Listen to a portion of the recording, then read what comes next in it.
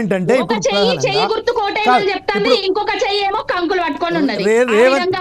అది సిరి సంపదలకు ఒక చిహ్నం అనుకుంటే అతను చెప్పారు.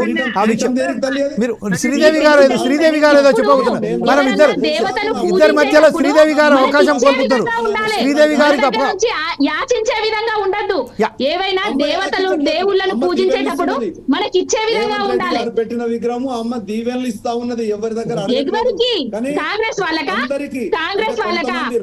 కాంగ్రెస్ వాళ్ళకా? కాంగ్రెస్ దేశంలో కూడా ఎన్నో ప్రభుత్వాలు మారినాయి, ఎన్నో అధికారులు పోయిండ్రు వచ్చి. శ్రీదేవి గారు ఏదో మాట్లాడాలనుకుంటున్నారు. శ్రీదేవి గారి సందేశాన్ని ఇందాం. శ్రీదేవి అస్తిత్వాన్ని దెబ్బతీస్తున్నారు, తెలంగాణ ఆత్మగౌరవాన్ని దెబ్బతీస్తున్నారు. ఒక్కసారి లెటర్ శ్రీదేవి గారు మాట్లాడియండి. శ్రీదేవి గారు ఒకసారి చెప్పండి. శ్రీదేవి గారు ఒక్క నిమిషం, యాంకర్ గారు ఒక్క నిమిషం అండి.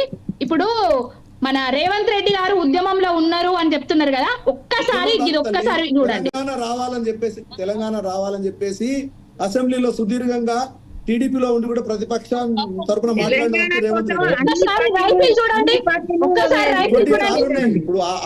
ఇప్పుడు తెలంగాణ ఉద్యమకారుల మీద రైఫిల్ ఎక్కు పెట్టినోడు తెలంగాణ ఉద్యమ ద్రోహి. ఆనాడు ఆంధ్ర నాయకుల మోచేతి నీళ్లు రావుకుంటా బ్యాగులు మోసుకుంటా తిరిగినోడు. ఎక్కడ కూడా తెలంగాణ ఉద్యమం చేయలేదు. అసలు తెలంగాణ తల్లి గురించి గాని తెలంగాణ రాష్ట్రం గురించి గాని తెలియకనే ఇలాంటి పిచ్చి ప్రయత్నాలు చేస్తున్నాడు. కనిపించకుండా ఖమ్మంలో మీరు సమర్థించద్దు, మీరు ఆయనను సమర్థించద్దు. అసలు కాంగ్రెస్ పార్టీకి రేవంత్ రెడ్డికి సంబంధం లేదు అనా, మీరు ఆయనను సమర్థించద్దు.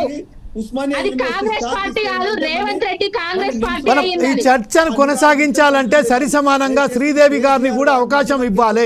శ్రీదేవి గారు కూడా ఖచ్చితంగా తన వర్షన్, బీజేపీ తరఫున వర్షన్ ఏదైతే వినిపించాలి. మీరిద్దరు కూడా ఒకసారి ఉంటే మనం శ్రీదేవి గారు ఏమంటారో మనం విందాం. శ్రీదేవి గారు మీరు చెప్పండి. మేడం చెప్పండి. తెలంగాణ కోసము అన్ని పార్టీలు కష్టపడ్డామండి, అందరం కష్టపడితేనే తెలంగాణ వచ్చింది. అది కరెక్టా కదా చెప్పండి. లేదు కాంగ్రెస్ పడింది లేదు, టిఆర్ఎస్ పడింది లేదు, బీజేపీ కూడా కష్టపడితేనే వచ్చింది. మన తెలంగాణని సాధించుకున్నాం. మేము చెప్పేది ఏంటంటే తెలంగాణ విగ్రహం పెట్టింది కరెక్ట్ కాదు. అదే విషయంపై మాట్లాడాలి. తెలంగాణ విగ్రహానికి సంబంధించింది ఒక విగ్రహం. రేవంత్ రెడ్డి గారు స్పష్టంగా చెప్పిర్రు, వారు దొరల తల్లి లాగా ఇంతకు ముందు కేసీఆర్ గారు తెలంగాణ తల్లి మీరు ఇంతకు ముందు ఒక్క నిమిషం వినండి.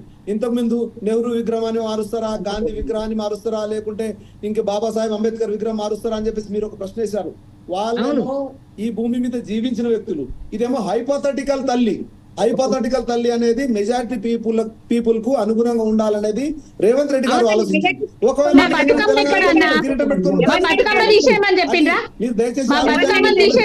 వ్యక్తులు జీవించిన వ్యక్తుల వ్యవస్థలు వేరు, హైపోథెటికల్ తల్లి వేరు. హైపోథెటికల్ తల్లి అంటే ఊహాజనితమైంది, ఊహాజనితంతో మనం మేము కొలుసుకునేది.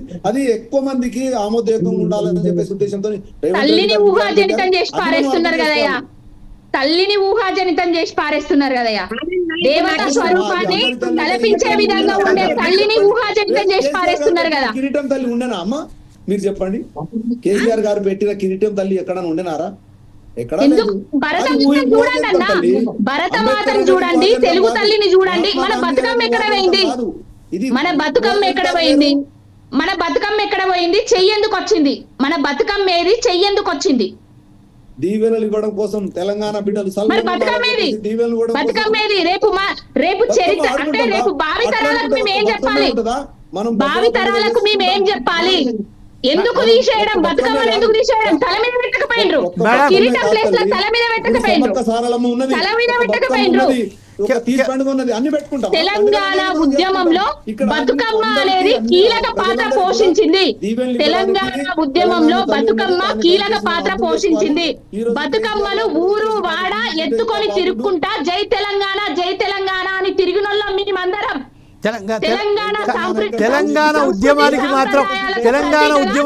తెలంగాణ ఉద్యమానికి సంబంధించి మాత్రం